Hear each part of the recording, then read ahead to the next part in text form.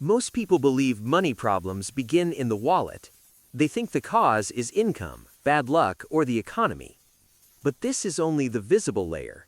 Beneath every financial decision lies something quieter: habits, emotions, and beliefs we rarely notice. And these invisible forces shape our financial lives far more than numbers ever do. To understand this, let's look at a story. Daniel earns more today than he did 5 years ago. He works hard, he is intelligent, he understands the basics of saving. And yet, every month still feels tight. Not because Daniel lacks knowledge, but because of something far more powerful. When Daniel began earning more, he rewarded himself with small improvements. None of these choices felt dangerous, each one felt reasonable.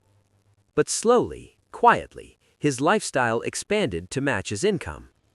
This phenomenon has a name: lifestyle inflation. Lifestyle inflation is quiet. It doesn't feel dangerous, it feels normal. But spending is not only about lifestyle, it is also about emotion. People rarely spend because they need something, they spend because they feel something: stress, boredom, loneliness, fatigue. Money becomes a tool not for survival, but for emotional relief, and the brain learns quickly: spend, feel better, repeat. Another powerful force shapes our decisions: comparison. Humans evolved in small tribes, where status meant survival. Today, status arrives through glowing screens. We compare our lives to thousands of people, most of whom are showing only their highlights. And a quiet thought appears: I should be doing better. Comparison doesn't just steal joy, it changes behavior. There is another illusion that shapes financial life: the future self. We imagine a future version of ourselves who is more disciplined, more organized, and more responsible. And so we delay change. But the future self is built from the habits of today. Real change rarely begins with a dramatic decision, it begins with awareness. A simple question can interrupt automatic behavior. Why am I buying this? Not can I afford it, but what feeling am I trying to solve? Small changes repeated consistently reshape financial life.